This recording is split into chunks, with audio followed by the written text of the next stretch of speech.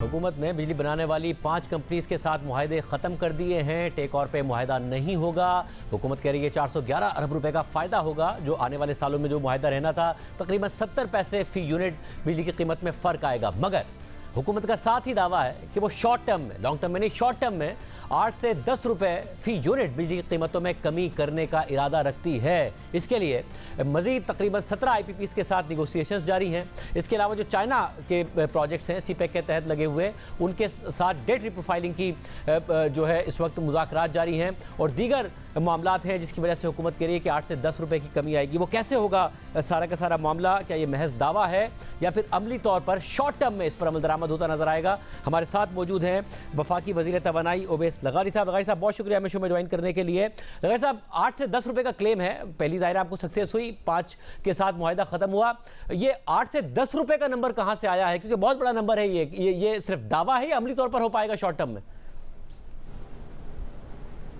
शाहजेब भाई, बहुत शुक्रिया आपने मुझे इनवाइट किया। ये हमारा हदफ है और हमारी हुकूमत ने तमाम अपने एलाइज के साथ मिलके और ख़ास तौर पे मियाँ नवाज़ शरीफ साहब की बहुत ये पुरज़ोर इसरार है और अवामी भी ज़रूरत है कि हम कम अज़ कम एक अच्छा खातिर खा रिडक्शन करें कीमतों के अंदर।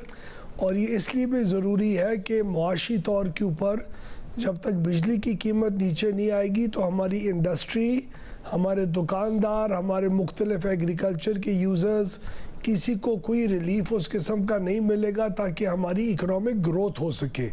तो ग्रोथ बिजली की रेटों के ऊपर डिपेंड करती है और बिजली के रेट भी ग्रोथ के ऊपर डिपेंड करते हैं। तो ये कैच 22 सिचुएशन है।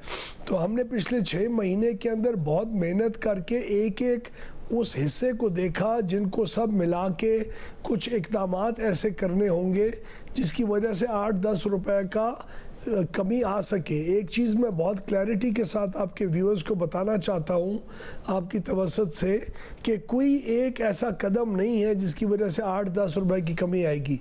5 IPPs के साथ हमने मुआहदा कर लिया, इससे तकरीबन 70 पैसे का होगा। हुकूमती जो IPPs हैं उनके अगर आप रिटर्न ऑन एक्विटी उनके मुनाफे के अंदर कमी कर लें, उसका तकरीबन 1.25 से 1.5 रुपए का आएगा। बाकी ऐसा तमाम IPPs को अगर आप टेक और पे से टेक एंड पे पे लेके जाए 1.25 रुपए 1.5 रुपए का उसका इम्पैक्ट आएगा।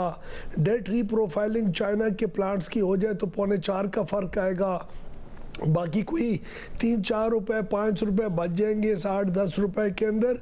हम समझते हैं कि अपने डेवलपमेंट पार्टनर्स और IMF के साथ मिल के अगर हमने इसका कोई हल निकालने की कोशिश की तो हम लोग अपने जो टैक्स स्ट्रक्चर हमारा बिजली के बिलों के ऊपर है उसके अंदर भी एक रैशनल और खातिर खा कमी कर सकते हैं। उसके लिए और कोई रेवेन्यू के सोर्सेज ज़रूर ढूंढने होंगे हमें, लेकिन जिस तरह का हमें रिस्पांस इकोनॉमी का मिल रहा है और इंटरेस्ट रेट्स नीचे आ रहे हैं तो मेरे ख्याल में हम सेल्स टैक्स के ज़रिए और इनकम टैक्स वगैरह को भी रिव्यू कर सकेंगे अपने पार्टनर्स के साथ और देखभाल शुरू कर दिए। इसलिए 8-10 रुपए एक रियलिस्टिक लेकिन बहुत बड़ी अचीवमेंट होगी इंशाल्लाह। जब आप रियलिस्टिक कह रहे हैं मगर आप बहुत सारी बातों में अगर हो जाए कह रहे हैं, इसलिए मैं जानना चाहूँगा कि इंडिविजुअली जो चाइना के साथ डेट रीप्रोफाइलिंग की बात हो रही थी, क्योंकि मुख्तलिफ खबरें आती रहती हैं कि कोई बहुत ज़्यादा प्रोग्रेस नहीं हुई है, आपको किस हद तक इस बात की उम्मीद है? क्योंकि तकरीबन 3.5 से 4.25 रुपए फ़ी यूनिट कहा जाता है कि वहाँ रिलीफ मिलेगा अगर डेट रीप्रोफाइलिंग हो जाती है, मगर इम्कान किस हद तक है इस बात का? सर, मैं बहुत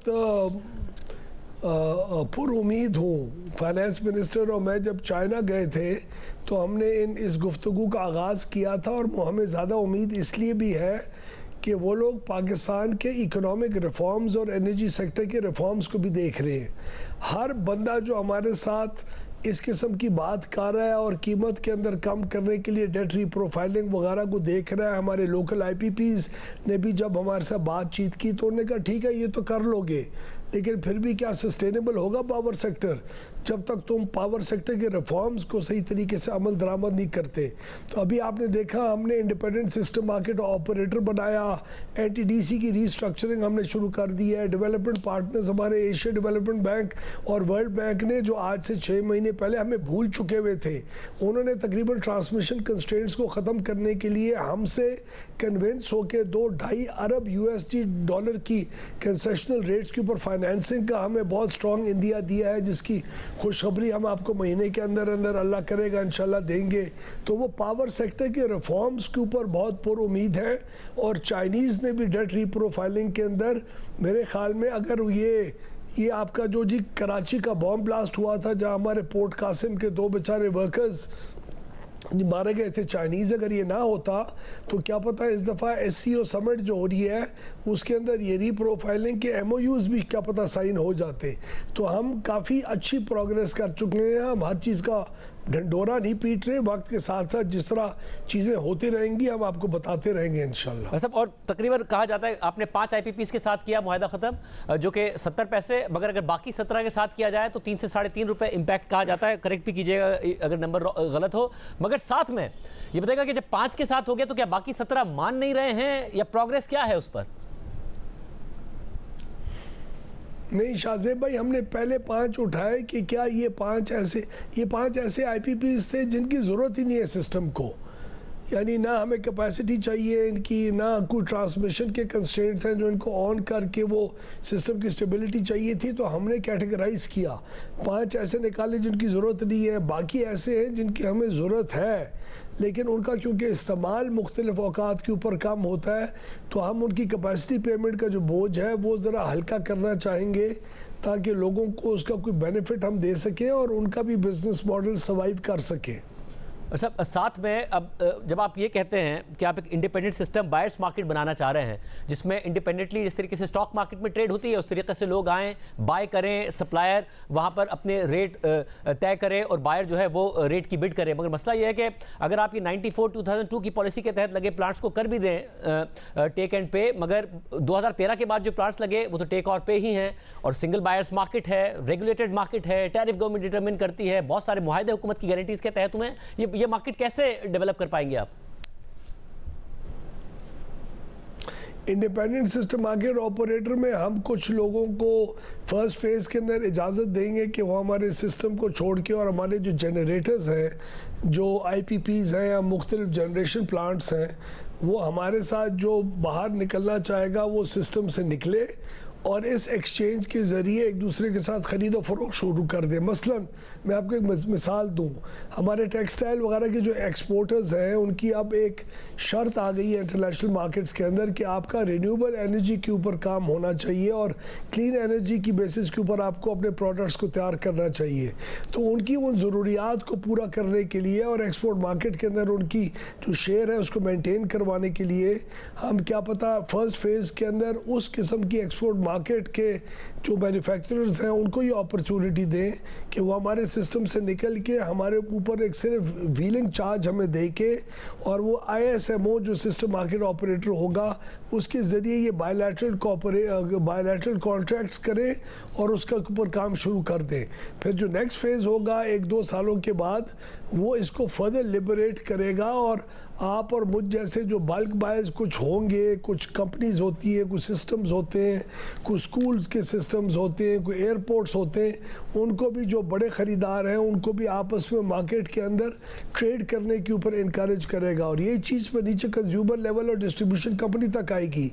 लाहौर की इलेक्ट्रिक कंपनी को अगर सस्ती बिजली कोई और जनरेटर दे रहा होगा तो वो CPPA से हुकूमत का जो एक सप्लायर है उससे नहीं लेगी, वो सस्ती बिजली लेगी और यही कंज्यूमर्स को बेनिफिट होगा और इससे मार्केट के अंदर कंपटीशन किक इन होगा जो आइंदा चंद सालों में आपको एक बहुत अच्छा और सेल्फ सस्टेनिंग सेक्टर देगा इंशाल्लाह। सब एक और मसला जो कि कैपेसिटी पेमेंट्स का जो जिन है, क्योंकि ज़ाहिर आप 2013 के बाद लगे जो प्लांट्स हैं उनको तो टेक और पे से नहीं निकाल पाएंगे, यानी कैपेसिटी पेमेंट का मसला उस वक्त तक रहेगा जब तक डिमांड नहीं बढ़ती। अब डिमांड अगर हम सिर्फ अगस्त के महीने में देखें तो पिछले साल के मुकाबले में 17.5% कमी आई है। हालांकि कोई बेस भी कोई ऐसा नहीं था बड़ा हुआ, क्योंकि साल हर साल कमी ही आ रही है डिमांड में। 2 माह में 9% की तकरीबन कमी है और सर्दियों में एक अलग मसला हो जाता है। तो आप डिमांड को बढ़ाने पर कैसे फोकस कर पाएंगे कि डिमांड बढ़े ताकि कम से कम कैपेसिटी पेमेंट का प्रॉब्लम ना क्रिएट हो? मैं आपके तवज्जुह से व्यूअर्स को ये बताना चाहता हूँ कि पिछले 6 महीने में हमारा नेशनल ट्रांसमिशन के अंदर जो मेजर गलतियाँ थी उनको हल करना एक रिफॉर्म का ऐसा था। आज हम अचीव कर चुके उसकी फाइनेंसिंग। डिस्कोस को प्राइवेटाइज करना था, हमारे फाइनेंशियल एडवाइजर्स हायरिंग के प्रोसेस के अंदर है। अगले साल के एंड तक आपके 6 डिस्कोस प्राइवेटाइज इंशाल्लाह हो गए होंगे। नंबर 3, आपने इंडिपेंडेंट सिस्टम मार्केट ऑपरेटर बनाना था, आज वो उसकी अप्रूवल हो गई है। जनवरी में एक full fledged operator in action होगा।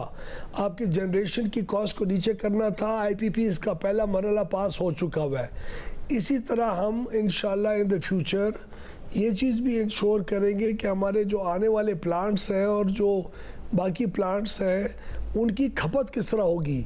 तो डिमांड क्रिएशन हमारा एक बहुत बड़ा रिफॉर्म का हिस्सा है जिसके ऊपर एज वी स्पीक बहुत सीरियस काम हो चुका है और मैं शायद आपसे आज ना शेयर कर सकूं लेकिन जल्द आपको खुशखबरी दे सकूं कि हम इस किस्म के पैकेजेस शायद लेके आए जिसकी वजह से हमारी डिमांड बेहतर रेटों की वजह से डिमांड इंशाल्लाह बढ़ेगी और जो अनयूटिलाइज्ड डिमांड ख़ास तौर पे सीजनल वेरिएशन की वजह से होती है उसके अंदर खातिर खा इजाफा होगा जो कैपेसिटी पेमेंट्स के बोझ को संभालेगा। सर्दियों का जो मसला है अब ज़ाहिर है क्योंकि पाकिस्तान की डोमेस्टिक सेक्टर ड्रिवन डिमांड है ना कि इंडस्ट्रियल सेक्टर ड्रिवन, तो सर्दियों में लोग बिजली कम इस्तेमाल करते हैं तो बिल्कुल बहुत बड़ा ड्रॉप आता है। सर्दियों के लिए आप क्या करेंगे डोमेस्टिक सेक्टर के लिए भी और इंडस्ट्री को भी इंसेंटिवाइज करने के लिए कि वो ग्रिड से बिजली ले?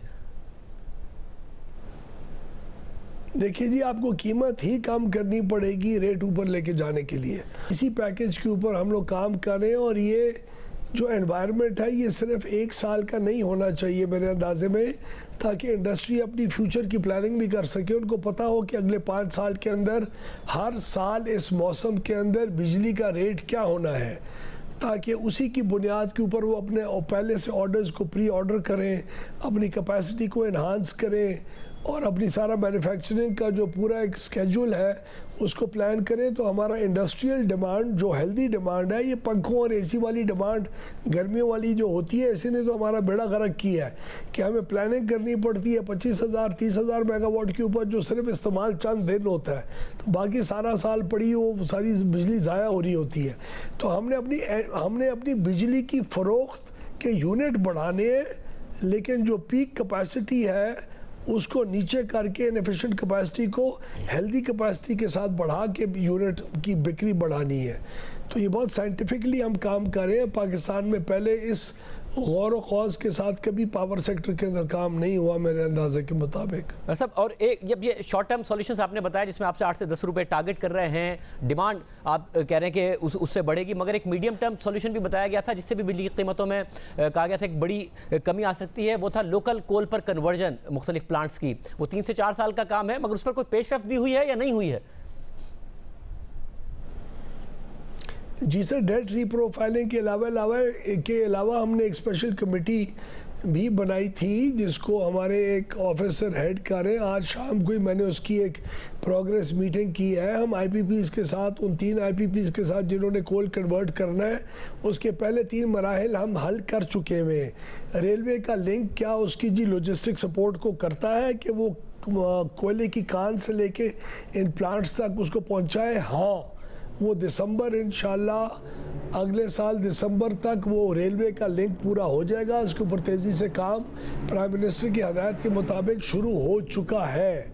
दूसरा उसका मेन इशू था कि क्या कोयले की कानें एक्सपैंड कर सकेंगी ताकि इनकी मांग को पूरा कर सकें। हाँ, उसकी हमने SCCMC के साथ और एक और जो कंपनी है हमारी कोयले की कानों वाली, दोनों के साथ बात कर ली है और वो कम्प्लीटली इन सिंक होंगे अपनी बिजली की हमारे जो प्लांट्स हैं उनकी रिक्वायरमेंट को पूरा करने के लिए।